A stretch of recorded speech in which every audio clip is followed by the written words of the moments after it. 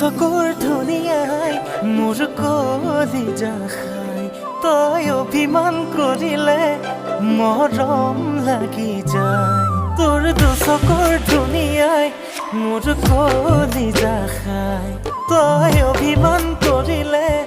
মৰম লাগি যায় মই বুকুৰে মাজতে ৰাখিছো সদায় তোক বিচাৰো কাষতে তই জাননে নাই তোৰ চকুৰ ধুনীয়াই মোৰ কলিজা খাই তই অভিমান কৰিলে মৰম লাগে